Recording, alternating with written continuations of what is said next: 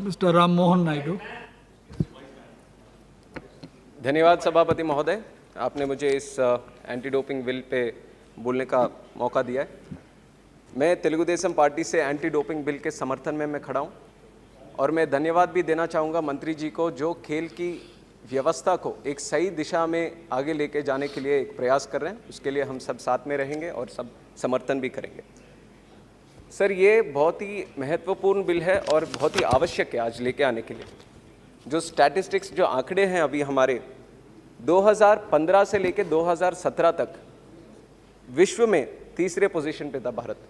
उस टाइम पे लगभग 57 पॉजिटिव केसेस थे।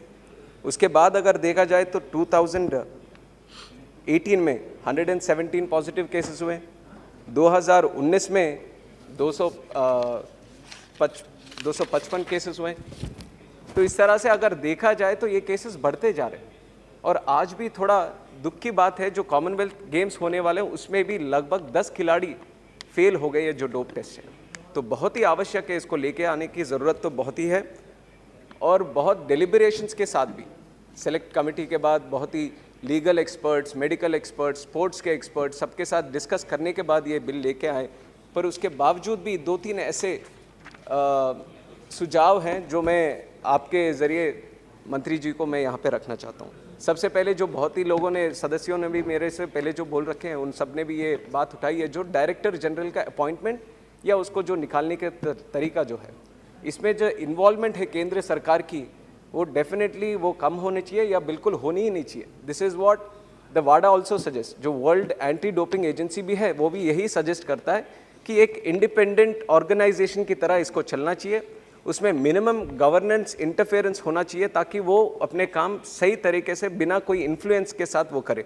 और वाडा को क्यों इम्पोर्टेंट हम लेना चाहिए, क्योंकि एक देश ने इसी तरह वाडा के जो सजेशंस थे उसको नकारा तो उनको पूरे ओलंपिक से ही बैन हो गए वो Russia.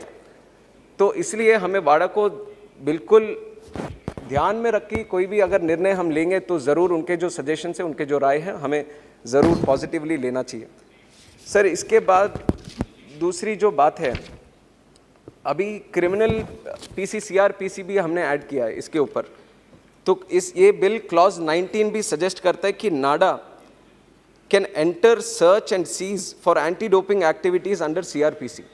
I just want to get a clarification from the Honorable Minister that this kind of clause will not be misused by any of the organizational officers. Will they be given any legal warrants before they are searching any player or not? That kind of clarification I would like from the Honorable Minister. Sir, other than this, एक और important बात जो मैं रखना चाहूँगा, national dope testing laboratory. पहले ऐसा होता था कि जो NDTL इंडिया का जो नेशनल डोप टेस्टिंग लैबोरेटरी था, वहाँ पे 6 केसेस ऐसे उन्होंने टेस्ट किया जो नेगेटिव आए। फिर बाद में मॉन्ट्रियल कनाडा में एक टेस्टिंग फैसिलिटी को जब उन्होंने भेजा तो वहाँ पे पॉजिटिव आए।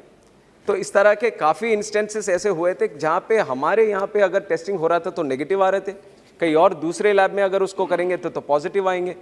तो ऐसा क्या बदला? अभी तो ज़रूर ये लैबोरेटरीज़ को हम रिकग्नाइज करने का एक कानून तो लेके आ रहे हैं, पर ऐसा क्या बदलाव हम लेके आ रहे हैं इसके अंदर या इंफ्रास्ट्रक्चर के अंदर कि इस तरीके के इंस्टेंसेस आगे हम रिपीट नहीं करेंगे?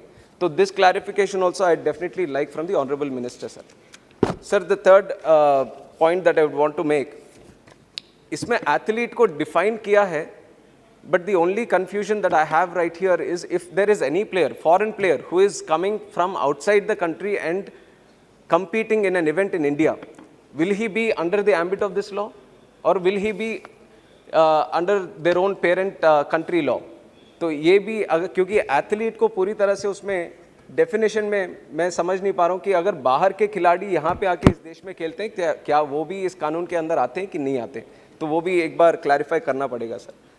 सर, इसके बावजूद sir, more like a suggestion जो बाकी लोगों ने भी दिया है, awareness is definitely a very important point that we should concentrate on. हम भी देखते हैं कि ज़्यादातर प्लेयर दूसरे लोगों के प्रेशर में आने के बाद, क्योंकि हमारे यहाँ पे है स्पोर्ट्स में कि मेक इट और ब्रेक इट, एक ही तरीका है कि आप वो टॉप में रहना चाहते तो परफॉर्मेंस पे ही बेस्ड है। तो उस दबाव में आकर काफ़ी लोग, कुछ लोग अनजाने में जाने में कुछ सजेस्ट करते हैं, तो उसके प्रभाव में आकर वो लोग इस तरीके के डोपिंग सब्सटेंसेस कुछ लोग यूज़ करते हैं परफॉर्मेंस एनहांस करने के लिए, but not with a negative intention. तो ज़रूर इसको टैकल करने के लिए अवेयरनेस प्रोग्राम्स जैसे पहले भी स्पीकर्स बोल चुके हैं, तो वो ज़रूर करना चाहिए sir.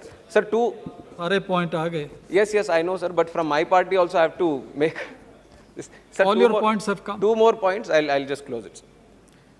Sir, the other point, we are seeing this sports competence of our nation by looking at the medals we win. सारे विश्व के कॉम्पिटिशन्स देखते हैं कितने मेडल आए, तो उस हिसाब से हमारे देश का स्पोर्टिंग अच्छा चल रहा है कि नहीं चल रहा। पर अगर सही तरीके से हम अपने कॉम्पिटेंस को, स्पोर्ट्स कॉम्पिटेंस को अगर देखना चाहेंगे तो हमें अपने अंदर देखना पड़ेगा sir.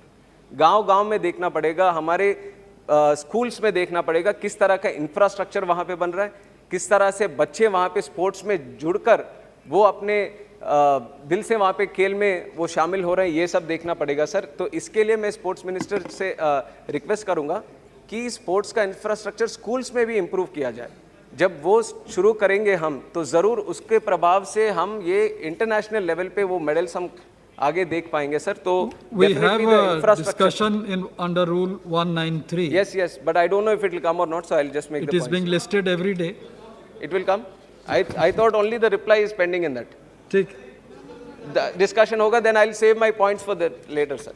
So I'll like to. so nice of you. Thank you, I Rammohan support the bill, sir. Thank you. Thank you, Rammohan Naidu ji. Now I call Navneet Rana.